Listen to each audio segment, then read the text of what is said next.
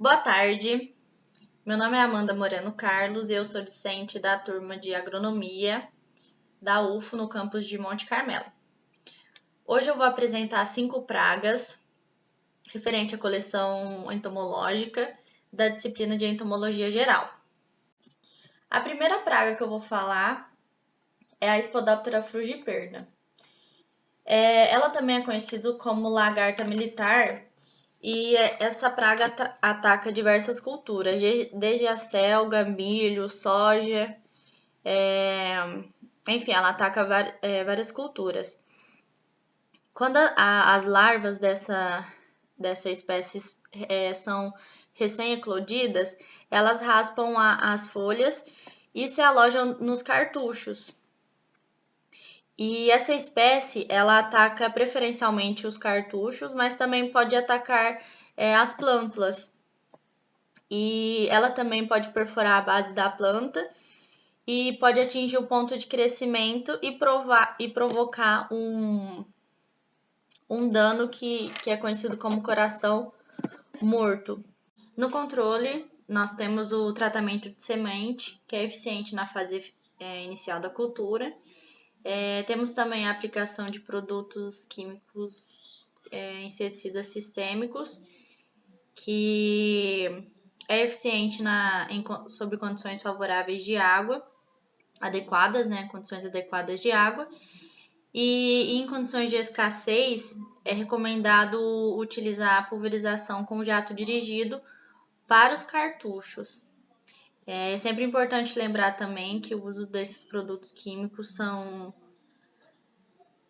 devem ser usados de acordo com o registro para a cultura e seguir as recomendações do fabricante. A segunda praga que eu vou falar é a lagarta da soja, que é a Anticarcia gematalis. Ela ataca diversas culturas, desde brócolis, algodão, cana-de-açúcar, mandioca, soja, trigo. E como que ocorre isso, né? A ocorrência dessa praga, ela é maior entre novembro e março.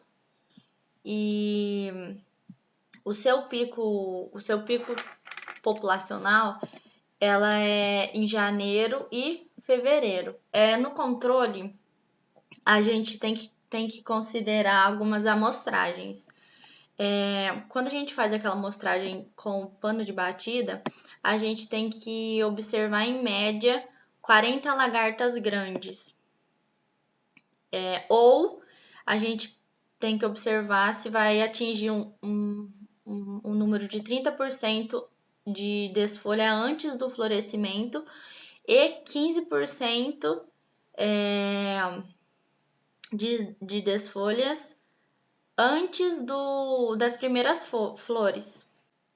Ainda a gente pode fazer o controle por meio do baculovírus, que a gente considera no máximo 40 lagartas pequenas, ou 30 lagartas pequenas e 10 lagartas grandes por pano de batida.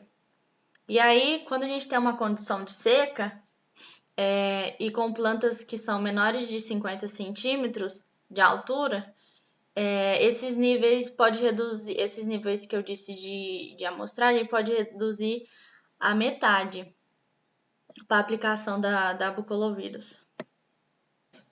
A terceira praga que eu vou apresentar é o bicho mineiro, que tem o nome científico de Leucophthera coffeila. Como o nome científico já diz, o bicho mineiro ataca a cultura do café. O ataque dela ocorre durante todo o ano. E os picos de população dela é entre outubro a junho.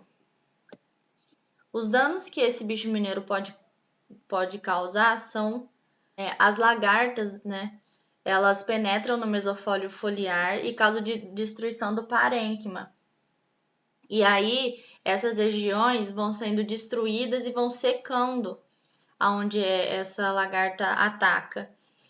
E aí, essa área atacada, ela vai aumentando conforme essa lagarta vai se desenvolvendo.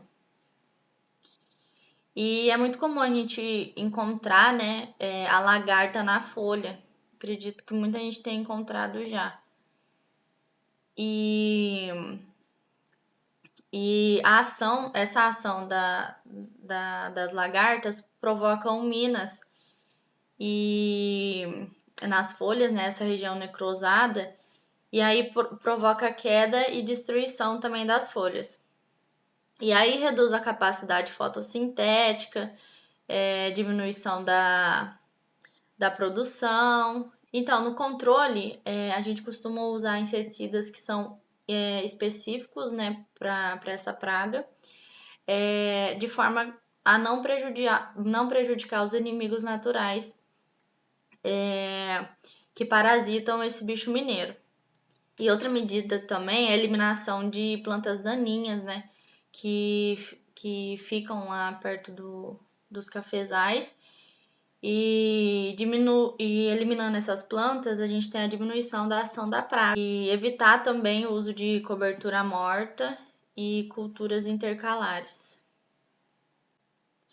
A quarta praga que eu vou falar é o bicudo do agudoeiro, que é o Pontonomus grandis. O bicudo, ele é a principal praga do agudoeiro. E ele pode causar perdas de até 70% de produção. Porque ele tem uma grande capacidade de reprodução e um grande poder destrutivo. Então, os danos do bicudo ocorre quando os primeiros adultos migram para a cultura devido ao florescimento. Porque essas flores do algodão, ela exalam um cheiro, né? E aí eles são atraídos, né, por essas flores e eles atacam os botões florais. E após esse ataque, eles deixam essas brácteas abertas e aí ocorre o... Não é caimento. Como que eu falo? E aí essas flores caem, né? As flores atacadas, elas têm um aspecto de flor em balão. E devido a essa abertura anormal das pétalas causada pelo bicudo. As maçãzinhas do agudoeiro, ela apresenta também perfurações externas, que é devido à alimentação e oviposição do bicudo. E aí, internamente, o que acontece? As fibras e as sementes, elas são destruídas pelas larvas também. E aí, impede a abertura natural, deixando elas enegrecidas. Então, no controle, o que a gente pode aderir, né? A utilização de produtos, né, produtos químicos, seguindo corretamente as recomendações. E além das medidas de controle químico, a gente temos que ficar alerta em outros controles, como época de plantio, como a catação desses botões, né, que caíram devido à ação desses insetos, e o arranquio e a queima dos restos culturais, porque isso aí pode ser fonte de praga para a próxima safra. A quinta praga que eu vou apresentar é o pulgão, que tem o nome científico de Rofalocyphus mindis. Afeta a cultura do milho, do sorgo, do milheto.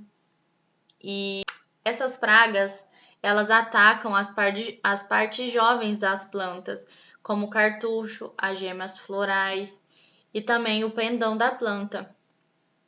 E o dano principal é a transmissão do vírus do mosaico, que pode ocorrer independente da população de pulgão na área. E aí, essa transmissão desse vírus se dá por transmissão mecânica e através da picada de prova do pulgão. E quando tem alta densidade, alta população dos insetos, provoca o murchamento das folhas e em época de seca.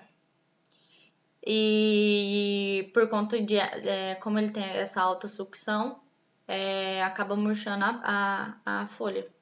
Quando ocorre a infecção da planta, pela transmissão do vírus, a gente observa sintomas de um mosaico com um verde claro e o fundo com verde escuro. No controle, a gente tem o tratamento de sementes, tem também o controle de métodos culturais e também a eliminação de hospedeiros alternativos, né?